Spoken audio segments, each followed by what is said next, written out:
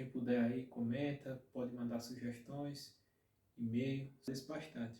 E hoje a gente vai falar sobre alguns tipos de prevenções. Saúde pública, campanhas, estratégias e investimentos, visando melhorar a saúde de um modo geral. Aqui basicamente vamos falar de 5 tipos de prevenções.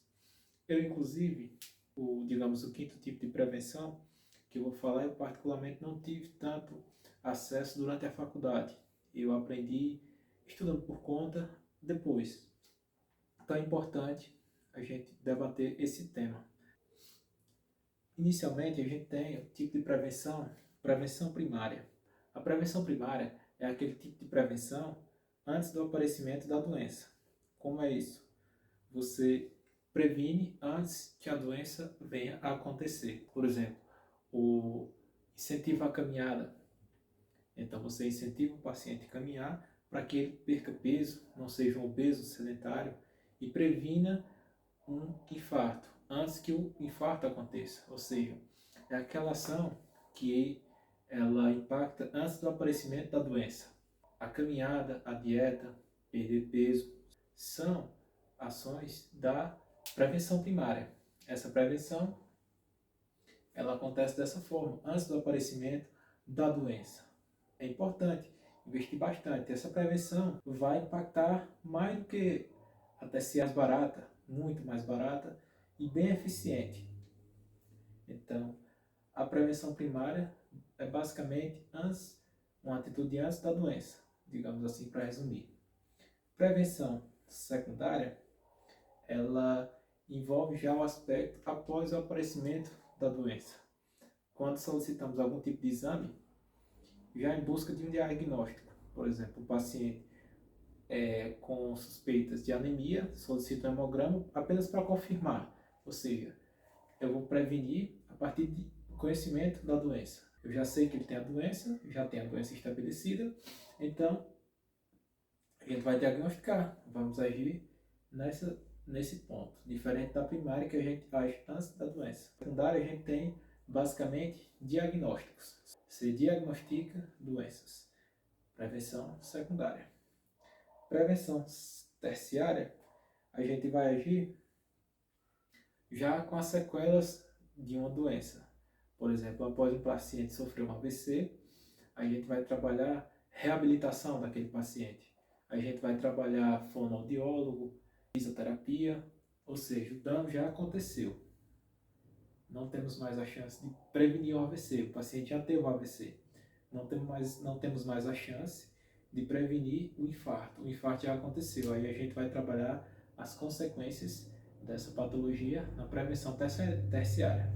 Não significa que se tentarmos melhorar a dieta, melhorar a alimentação, o exercício, não vai evitar do paciente ter um novo AVC, mas se ele já teve um, a gente vai trabalhar de toda forma as consequências, as sequelas daquele AVC. Prevenção quaternária. Prevenção quaternária envolve basicamente a atitude do médico em não solicitar exames excessivos. São, por exemplo, a mecanização da medicina, o excesso de aparelhos e diagnósticos, sobrediagnósticos. Às vezes temos alguns danos ao paciente. Você submete o paciente a um exame que não é necessário. Então, a prevenção quaternária trabalha esse ponto. Evitar diagnósticos excessivos, o excesso de solicitação de exames. Pedir muito exame para um paciente que não precisa.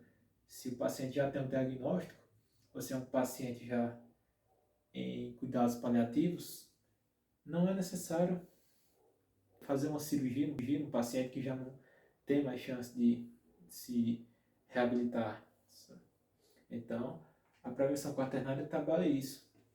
É a prevenção de dano ao paciente, a desmecanização, o cuidado, deshospitalização, e envolve basicamente esse tipo de prevenção. A prevenção quinquenária é a que eu falei que para mim é um conceito novo. Ela envolve os cuidados de quem cuida, ou seja, é muito comum médicos, enfermeiros apresentarem sintomas, por exemplo, burnout, depressão. Então, a prevenção quinquenária, ela vai vir aí. Foi um conceito trabalhou-se inicialmente em Portugal, mais em saúde da família, e ela envolve isso, o cuidado com quem cuida. Então, temos pessoas cuidando de pessoas. A prevenção quinquenária vai prevenir que o cuidador adoeça. Ele vai agir na saúde, na nossa saúde, de quem trabalha na saúde, na linha de frente, médicos, enfermeiros, inclusive cuidadores que cuidam das pessoas. Essa prevenção vai evitar que esse cuidador adoeça, esse médico adoeça e, consequentemente, não cause dano ao paciente, porque se o médico está doente, está sobrecarregado, ele pode prejudicar a vida do paciente e de muitas pessoas, além da dele mesmo. Beleza? Muito obrigado pelo seu tempo, curta, compartilhe e valeu. Até a próxima.